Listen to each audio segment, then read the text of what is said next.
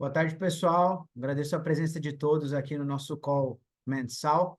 Acho que a ideia aqui a gente vai ter a participação aqui do Pedro Lapenta, nosso Head de Research, o Yuri, que também faz parte aqui do time, e o nosso Pedro Nassif aqui, que trabalha na área de gestão aqui dos fundos. A ideia é realmente aqui ser um call mensal bem esclarecedor para todos. Acho que é importante lembrar que perguntas podem ser feitas aqui tanto no chat, também no Q&A.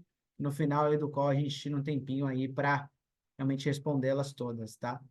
Queria passar aqui a bola aqui para o Pedro Nassif, que vai falar um pouquinho aqui do mercado e como que foram aí os produtos nossos também. Obrigado, Zaqueu. Obrigado a todos os presentes aí. Vamos começar um pouquinho passando um pouquinho a visão aqui do time de gestão para vocês. Primeiro, uma visão do mês. A gente pode ver que o destaque aí foi para o Ibovespa, acompanhando essa alta do ano, que vem na expectativa aí de um início do ciclo de corte de juros aqui local. Do outro lado da tabela, a gente pode ver que o Hash 11 teve um mês negativo, parte por conta do dólar, mas também parte por conta do Bitcoin, que não foi muito bem no mês. Quem segurou o índice aí e teve uma performance muito legal foi o Ethereum. Acho que o time de research vai entrar um pouquinho mais a fundo nele, mas o Ethereum conseguiu corrigir um gap aí de retorno do Bitcoin e mostrou isso fortemente aí no mês de agosto. Aí, seja por um cenário mais positivo, que inclui GeneSX, ou também por as Treasury Companies, que agora estão usando o Ethereum também como um ativo aí entesourado. Numa visão do mês aí, no próximo slide, a gente pode ver que esse mês de agosto foi, foi um reflexo foi um reflexo do ano. Assim, mostrou muito bem o que aconteceu ao longo do ano. E em 2025, a gente teve um dólar mais fraco, que a gente pode ver pelo índice DXY, o Ibovespa seguindo em altas, com uma expectativa de um cenário melhor local, o início do ciclo de corte de juros, e o ouro se valorizando bastante, que em geral significa um reflexo de um macro mais estressado, aí, seja por fatores geopolíticos, ali, de tarifas, de conflitos. O ouro vem mostrando isso, acredito muito que o Bitcoin também vai mostrar isso. Até então não está mostrando tanto quanto o ouro, mas é uma boa a gente ficar observando isso. Vou passar aqui a bola para o nosso time de research continuar a apresentação. Boa, Pedro, muito obrigado. Como o Pedro mencionou, né, como a gente observou no gráfico, esse último mês de agosto ele não foi muito positivo para o Bitcoin. Tivemos o nosso BTH11 sofrendo 10% praticamente de queda nesse último mês, mas como ele também bem elencou, tanto Solana quanto Ethereum tiveram boa performance. O que a gente vem observando já há algum tempo é esse destaque do Ethereum com excelente performance. A gente vê que para um mês, 3 meses, 6 meses e até na performance no ano como um todo, o Ether H11 é o nosso produto aí com melhor performance, fazendo disso, então, um dos motivos pelos quais em todos esses períodos, reparem, o Hash 11 está performando acima do Bitcoin. Todas essas 4 primeiras colunas, essa parte azulzinha do Hash 11 acima da parte laranja do BITH11. Definitivamente um dos pontos que a gente gosta de ressaltar. Somos aqui uns grandes entusiastas de diversificação e o índice que a gente tem do Nasdaq Crypto Index, que é o índice de referência do Hash 11, é um ótimo exemplo de como fazer a exposição de cripto de maneira diversificada e, enfim, todos esses períodos gráficos, como ele inclui outras teses que têm tido uma performance melhor em tempos recentes, vem fazendo com que o Hash 11 esteja performando acima do Bitcoin.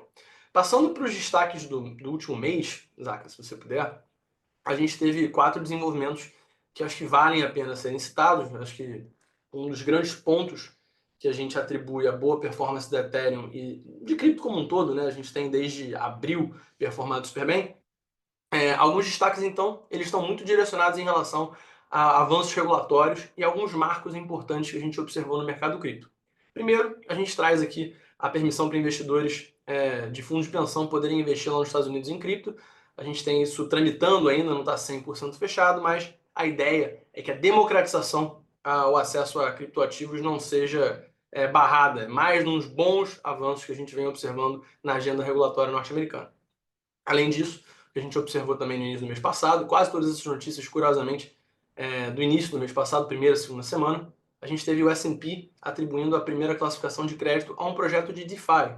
Dentro de cripto a gente tem esse segmento, né, de DeFi, finanças descentralizadas, e pela primeira vez tivemos aí uma grande casa de rating atribuindo uma classificação de crédito para o protocolo Sky, que aqueles de vocês que se lembram o nome dele antigo era o Maker, e Maker é responsável pela emissão da principal stablecoin, lastreada não em dólar, mas em criptoativos, em ativos digitais do mundo cripto.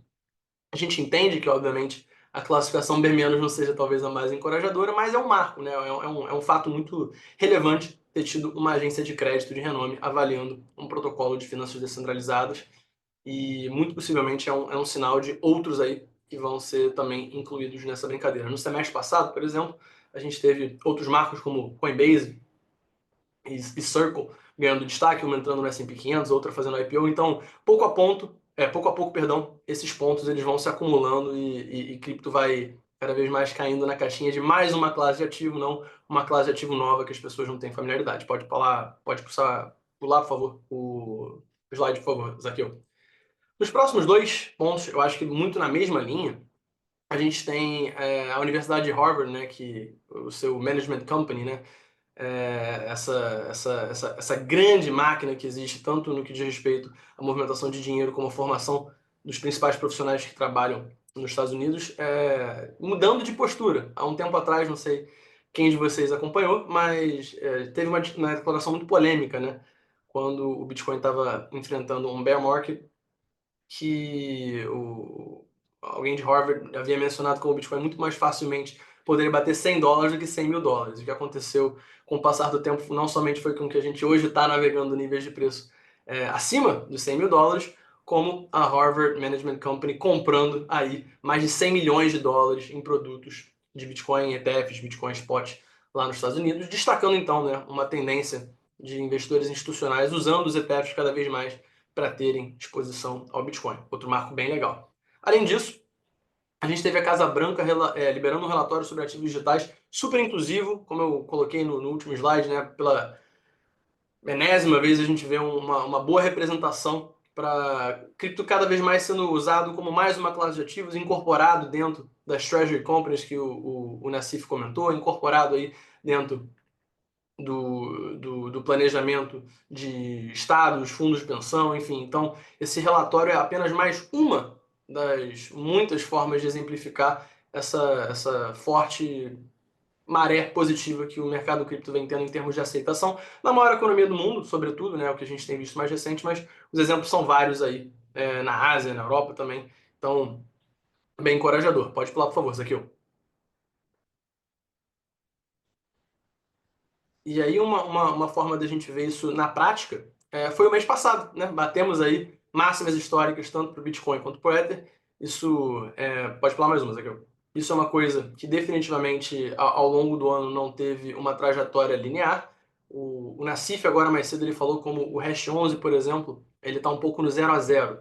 Esse 0 a 0 obviamente ele é um fator de você levar em consideração, por exemplo, o dólar, que está apanhando um pouquinho para o real, né? Menos 12% no ano, mas também é um fator da gente estar levando em consideração que o início do ano foi muito difícil para o mercado cripto, né? A gente já tinha chegado aí na casa dos $100.000, mas tanto a questão das tarifas do Trump, né, o Liberation Day, algumas tensões geopolíticas que a gente viu em relação a confrontos no Oriente Médio ou mesmo no leste europeu, fizeram com que o mercado ficasse extremamente avesso a riscos. Ativos digitais, assim como outras classes de ativos mais arrojadas, elas sofreram bastante em termos de preço. A gente viu correções fortes e algumas oportunidades de compra super interessantes para cripto aí no final de março e no início de abril. E desde então, o que a gente vem observando, na verdade, é uma tremenda recuperação do mercado cripto. Falando especificamente do Bitcoin, a gente viu ele saindo de abril para os dias de hoje, da casa dos 70, 80 mil dólares para hoje, cerca de 111 mil dólares. Então, tivemos nesse meio tempo, né, estados norte-americanos adotando o Bitcoin como parte de uma reserva estratégica. Tivemos a aprovação do Genius Act, né, que é super forte para a tese de adoção de stablecoins. A gente teve, perdão, um alívio no que diz respeito as tarifas do Trump. Então, isso foram alguns dos fatores que fizeram com que a gente saísse dessa casa de 70, 80 mil dólares para hoje o nível de preço de 111, mas isso depois de uma correção, né? Depois de corrigir 10%, 10, 12%, que o Bitcoin chegou a bater all-time high, aí uma máxima histórica no mês passado. Falando sobre Ethereum no próximo slide, daqui pode passar, a gente teve um caminho talvez ainda mais exacerbado para o Ether, né? A gente viu o Ether começando o ano aí na casa dos 3.500, 3.600 dólares, chegou a bater 1.500 dólares, mais ou menos 1.700, 1.800 dólares no final de abril, e aí desde então algumas coisas de caráter, digamos assim, mais fundamentalista, como o próprio upgrade, né, a atualização Pectra, que foi super importante para a escalabilidade da rede, mas também algumas coisas que coincidiram, né, com o que a gente acabou de falar sobre Bitcoin, né, o Genius Act, que é um dos principais desenvolvimentos regulatórios que a gente teve nos Estados Unidos esse ano, sobretudo para stablecoins. Então, a Ethereum é a principal plataforma na qual essas stablecoins vivem, sendo muito beneficiada. E a gente, muito recentemente também, para a Ethereum, bateu aí, mais recentemente, acho que 10 dias atrás, 15 dias atrás, o seu mais recente all-time high. Então, todos esses fatores, eles fazem com que a gente fique bem animado, mas eles não são só uma questão de preço. E eu vou pedir para o Zaqueu pular mais um slide, porque a gente consegue falar um pouquinho sobre como isso se deu, não somente pela ótica da adoção, não somente pela ótica do preço, mas também o apetite institucional. A gente vem ressaltando já há um bom tempo como o interesse por produtos institucionais de cripto ele vem aumentando bastante. Até agora a gente tem apenas 2 meses completos desse trimestre, mas o Bitcoin já apresenta mais de 5 bi em entradas líquidas, o que seria um trimestre positivo, né? Seria talvez o terceiro maior. Se a gente pensar talvez em mais mais um pouco de entrada líquida, muito provavelmente não deve passar os 12 ou 16 bi que a gente viu em outros 3 trimestres, mas está aí, digamos assim, na média do que a gente vem observando. Mas a rede Ethereum, ela teve o seu token extremamente demandado no que diz respeito a ETFs de cripto. O Ether ele está vendo aí um interesse de mais de 9 bi até o final de agosto, e esses 9 bilhões representam quase 3 vezes o melhor trimestre que a gente já tinha visto, que era o último de 2024. Então, definitivamente toda essa agenda que a gente vem colocando em relação a avanço regulatório nos Estados Unidos, em relação ao aumento da demanda por empresas que estão encarteirando o Ether, né, as Digital Asset Treasury Companies, como o Nassif falou mais cedo, e também a maturidade da ideia das pessoas usarem stablecoins no dia a dia vem sendo aí um fator para que o Ether performe muito bem em preço, performe muito bem em demanda pelo uso da rede, né, que é uma parte que talvez quem só investe em cripto, mas não brinca com a tecnologia, não interage com a blockchain, não sabe, mas a gente teve na semana passada o Hash Insider, que é a nossa newsletter semanal, e lá a gente ressalta como o preço está acompanhando exatamente um nível recorde de atividade na rede. Sendo esse o caso, então a gente vê o porquê que os ETFs de cripto no geral estão sendo muito demandados, mas sobretudo os ETFs de Ether. E aí, para mostrar como é que foi esse comportamento ao longo do ano, pode pular, por favor, um slides aqui. Reparem que, naturalmente, no início, né, a demanda por ETFs era só Bitcoin, até porque os ETFs Spot Bitcoin foram lançados no dia 11 de janeiro de 2024, se eu me lembro bem, e não havia produto de Ether. A partir do momento que a gente teve produto de Ether, ele demorou, né, para efetivamente ganhar atração, mas a partir da virada do ano você pode claramente observar, olhando o gráfico, que a parte azul dessa figura sombreada ela vem se tornando cada vez mais forte, e hoje a gente tem aí o Ether com uma participação definitivamente relevante, né? A gente está falando aí fazendo uma conta assim de padeiro, né? Já que o Ether tem cerca de 13,4 bi, o Bitcoin cerca de 54, enfim, 20% que seja, 25% que seja, alguma coisa nessa faixa, muito mais do que já foi antes. Então, denota que é um mercado cada vez mais maduro, denota que é um mercado que vem entendendo que cripto é muito mais só do que Bitcoin, e mesmo assim, a gente tem nos Estados Unidos apenas 2 ativos no momento sendo aprovados como aqueles que podem ser comprados via produto regulado. A expectativa é, para os próximos meses e anos, que isso se torne ainda mais granular. E assim sendo o caso, a nossa tese de diversificação, a nossa tese de que sim, o Bitcoin é muito importante, sim, o Bitcoin hoje é a tese de investimento mais madura, mas não tem como saber o que o futuro nos reserva, não tem como saber qual é se ele será a única tese de investimento, e a gente acredita que não, existem outras que vão ganhar relevância com o tempo, então isso vai estar muito bem acompanhado aí pelo nosso índice ao longo do tempo. Para fechar essa parte do Ethereum, eu queria trazer para vocês, eu falei sobre como as Digital Asset Treasury Companies, elas... Pode pular, por favor, Zaqueu. Elas vêm ganhando tração. Reparem que aqui o valor de mercado mensal dessas empresas que investem em Ether, ele vem aumentando, né? A gente tinha até março de 2025 menos de 1 bi, né? de capitalização de mercado. Esse aumento muito forte que aconteceu em junho, ele se deveu a SharpLink, né? Que é a primeira empresa que começou a investir em Ether.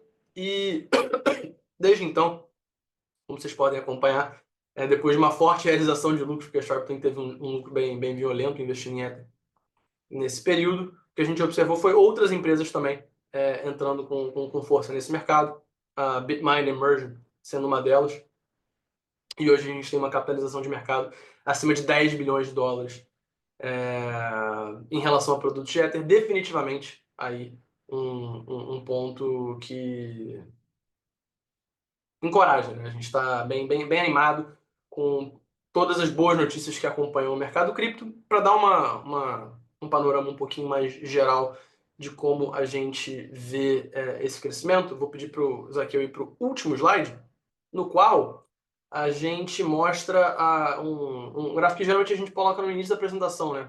A nossa regressão logarítmica do Bitcoin costuma exprimir o que a gente acredita que seja, olhando para o Bitcoin como se ele fosse uma rede, pensando nos efeitos de rede, como esse tipo de tecnologia disruptiva deveria ganhar valor ao longo do tempo. Na nossa regressão, reparem vocês que ao longo do tempo, em ciclos passados, foi muito normal que durante bull runs a gente ultrapassasse a linha amarela, que é o que a gente acredita que seja o valor, não preço, mas o valor justo do Bitcoin. Então, tanto em 2014, quanto em 2018, quanto em 2021, 2022, a gente observou momentos no qual o preço de tela do Bitcoin estava superando o que era o valor justo. Um pouco de euforia, um pouco de antecipação do mercado. E reparem vocês duas coisas interessantes sobre o nosso último ciclo que a gente está vivendo hoje. Em momento algum, a linha azul ela se mantém consistentemente acima da linha amarela, o que sugere duas coisas. Ou que potencialmente né, que potencialmente a gente tem talvez um mercado mais maduro, e eu atribuo, não sei se Guilherme, se Nassif e Lapenta concordam comigo, mas para mim isso denota que a entrada dos ETFs faz com que aos pouquinhos o perfil do investidor que está alocando em cripto cada vez mais seja maduro, cada vez mais a gente tem endowments, a gente tem fundos de pensão, a gente tem reservas estratégicas, a gente tem estratégias de tesouraria de grandes empresas listadas. Então, o tipo de tomada de decisão que esse investidor ele é muito menos passional e muito mais racional, tem um planejamento estratégico, um gerenciamento de risco muito mais maduro, para que a gente potencialmente não observe grandes bear markets como a gente observou em ciclos passados. E além disso, o que pode sugerir também, muito embora essa parte seja um pouco ainda especulativa, bastante especulativa, é que a gente ainda não viveu potencialmente o apogeu, né, dessa bull run. Talvez a gente ainda observe nos próximos meses, e se a história rimar, é de se esperar que outubro e novembro sejam excelentes meses, mas é razoável inferir, olhando para ciclos passados, imaginando uma coisa do gênero se repetindo, que a gente ainda está para ver essa linha azul superar a linha amarela. Sendo esse o caso, para aqueles de vocês que perguntam muito sobre como é que a gente deve navegar esse ciclo, dado que o Bitcoin e o Ether bateram all-time highs e corrigiram um pouquinho, talvez a opinião minha, mas eu quero também que os meus colegas eles dividam um pouco do parecer, é que, olhando para ciclos passados, algo nos sugere que ainda exista lenha para queimar, perdão. O que a gente sempre recomenda é que você, que já tem uma exposição a cripto e faz isso através do seu assessor, você seja muito fiel ao nível de disposição que você combinou com ele. Então, se eram 2, 3%, você investiu desde os últimos 5, 6, 7, 10 calls que a Hashdex vem fazendo, você viu essa posição de 2, 3% virar 7, 8, 9, 10%.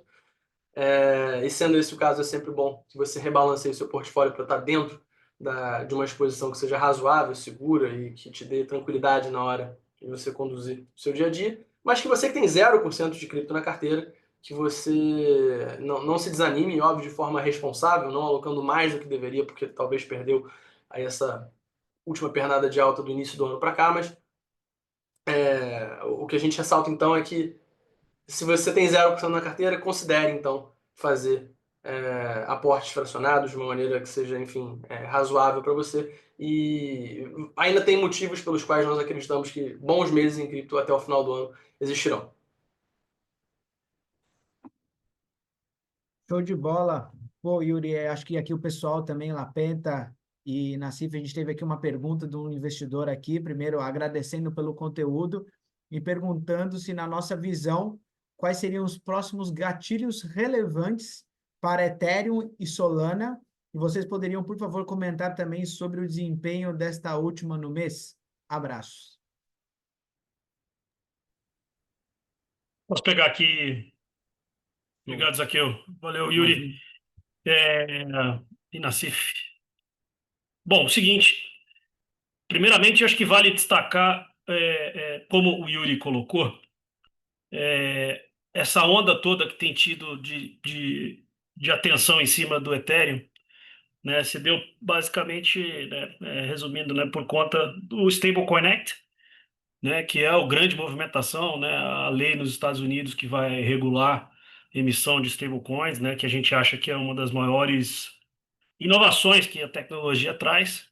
Muito, né, se disse que a principal rede beneficiada por esse movimento, né, e a gente, lembrando que a gente está na fase ainda de regulação, embora já tenha bastante stablecoin emitida, mas quando você compara com o que vem por aí, uma vez regulada essa indústria, é uma ordem, assim, são tamanhos até incomparáveis com o que a gente tem hoje, né? Mas o Ethereum surfou um pouco dessa onda.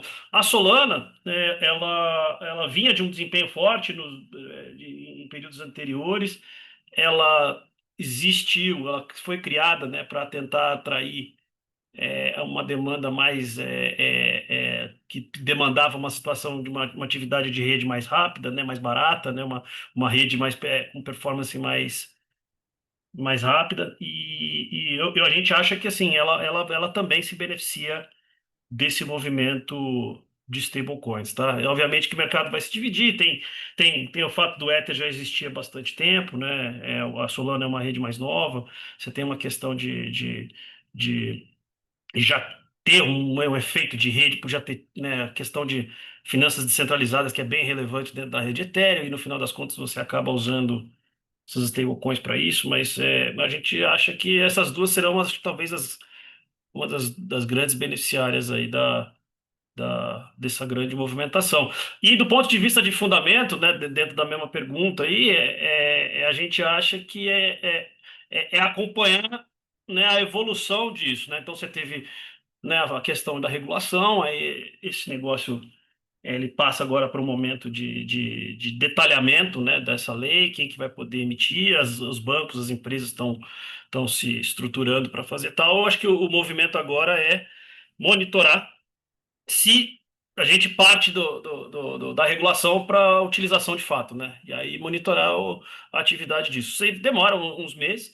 E eu acho que além disso também, né, além do fundamento, além dessa utilidade, né, que a gente tem visto, que as stablecoins vão trazer muito mais movimentação para essas redes. Eu acho que tem uma questão macro aí, que a gente está na beira, eventualmente, aí, de um início de corte de juros dos Estados Unidos, que muita gente está acompanhando, com talvez algum trigger aí para precificação. E isso é um assunto para os próximos 2, 3 meses, eu acho. Então, assim, mais de curtíssimo prazo, eu acho que tem esse evento aí para ajudar.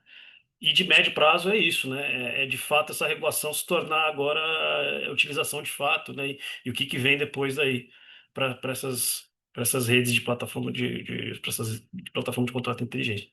Não sei se vocês querem adicionar alguma coisa, Yuri, Não, assim, mas foram boas performances, né? A Solana entregou mais de 11, Ethereum mais de 12, relativamente similares. Acho que você cobriu a maior parte dos triggers e eu acho que realmente o principal fator, talvez nesse último mês, falando de Solana, que foi o que ele perguntou, né, de price action nesse último mês, eu acho que é mais surfar uma onda de narrativa de stablecoin. Então, a gente falou aí ao longo do call, tiveram até outros pontos durante o mês que a gente veio elencando no nosso Hash Insider, de como essa é uma tese que tem ficado cada vez mais em voga. E por mais que na Ethereum, obviamente, você tenha um efeito talvez um pouco maior, porque é a rede na qual a gente tem mais stablecoins, Solana também é muito, muito, muito importante no seu ecossistema, essas stablecoins. Então, enfim, acho que it tracks, né? Faz sentido. E até para medir, a gente só um destaque que acho que é importante passar, que é a gente mostrou retornos em reais, né, para todos os índices e todos os ativos. E até para separar a discussão, né? Que às vezes a gente pode, sei lá, em reais não subiu, mas não significa que em dólar não está subindo, né? Que uma das medidas de atenção, né, para a classe de ativos e de entusiasmo é, obviamente, se o preço em dólar está andando, né? E de fato está, né? O que aconteceu foi uma janela aí muito específica, onde a gente está com juro muito alto, além do DXY, o dólar, enfim, numa pegada de desvalorização bem relevante, né? Um dos maiores inícios de mandato, né? Acho que, se não me engano, dá quase 12% que o dólar se desvaloriza, né? Um dos maiores desvalorizações em início de mandato de qualquer presidente dos Estados Unidos, né? Parte disso é meio que intencional. O Trump vem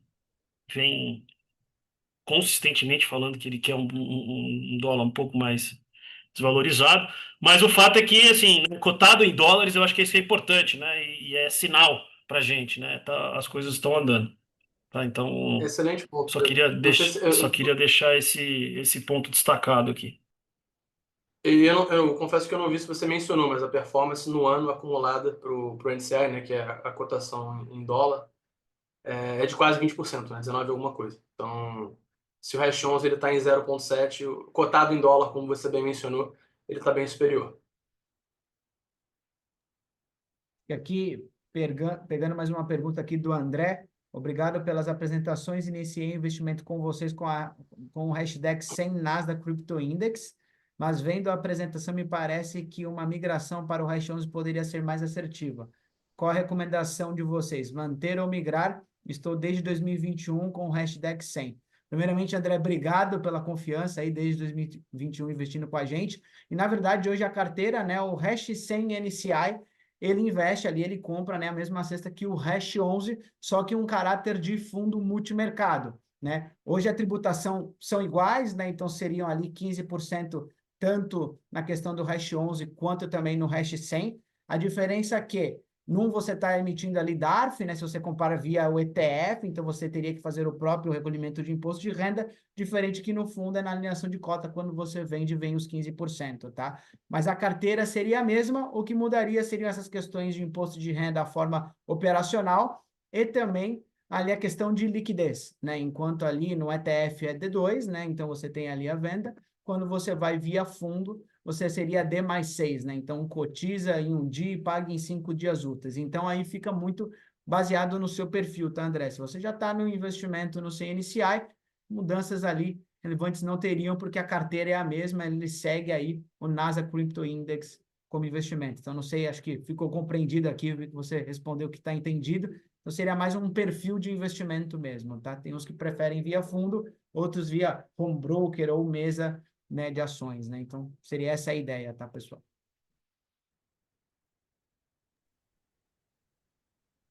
Mais alguma pergunta, Zé? Aqui não, aqui acho que do nosso lado encerrou.